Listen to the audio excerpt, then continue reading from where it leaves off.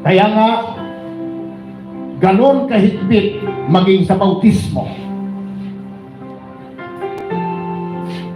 Kapatid, ang mga taong may potential ay nagtataglay ng sapat na kapasidad na maging matagumpay at kapaki-pakilabang sa future o hinaharap.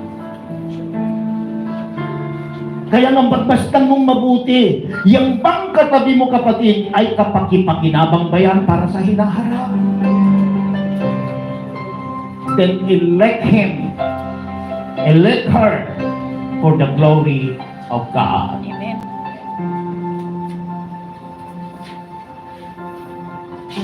Yung mga bilanggit doon ni Jethro ay ang mga figure na nagpapakita ng lakas, karunungan, pamumuno at isang malakas na koneksyon sa Diyos. Kasi nga, fear God. Kailangan may takot sa madalas na siya ay nagsisilbing modelo para sa pananampalataya at paggawa. Kaya hindi lamang basta may faith. Lahat naman tayo magsasabing kilala ko si Jesus at that is faith.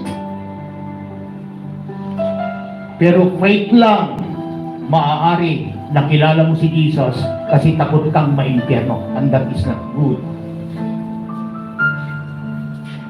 Kung gusto mo umakyat sa langit, magkaroon ka ng takot sa Diyos, maglingkod ka ng buong katapatan, yun ang may takot. Hindi ka maglilingkod dahil may gusto ka lamang sa Panginoon. Hindi po ganun.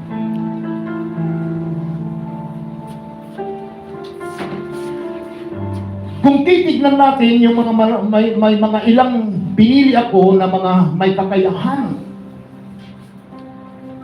inilabas nila yung kanilang potential, and that is, siyempre, si Moses. Isang pinuno na pinili ng Diyos upang tagapagbigay ng batas ng Diyos, which is siya yung kumuha ng 10 Commandments. At hindi lamang naman nagtapos doon, dahil mayroon tayong mahigit 600 na utos na ang alam lang ng marami, lalo na ang Katoliko, ay 10 utos lang. Kaya yun ang naging dahilan, mga kapatid, kung bakit ipinadala yung bugtong na anak. Dahil kung dun sa 10 pa lang na utos ay hindi na natin matupad, how much more dun sa 600? So He gave His only begotten Son, and that is only grace, you will say. Amen. Amen. Amen. Sa biyaya.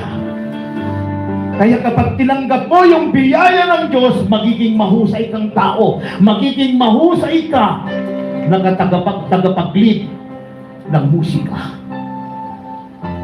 Hindi yung kung kailan mo gustong umawit, ay ganun lang ang gagawin mo. You are not chosen by God. You are choosing by your own. Kasi ikaw lang nagpapasaya sa sarili mo. Dapat ang napapasaya ay si Lord once na ikaw ay nag-lead dito ng musika. Amen.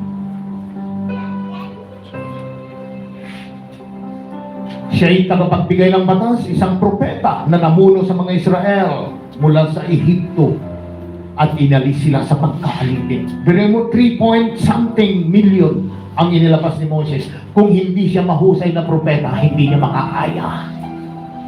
At bakit siya naging mahusay na propeta? Dahil ipinakita ni Lord yung kanyang potential. Sabi niya, pumunta ka, makikita mo yung kakayahan at kapangyarihan na mayroon ka.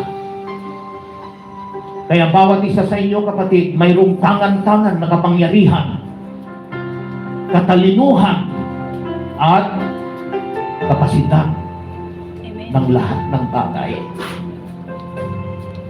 Pinuno tayo ng Diyos ng lahat ng kakayahan. Nakita yon ng Diyos din sa kanyang alalay noon. Si Joshua na isang alalay lang ni Moses. Ano ang makikita natin siya? Kay Joshua, isang pinunong militar na nanguna sa mga Israelita sa lupang upang dalhin sa lupang pangako.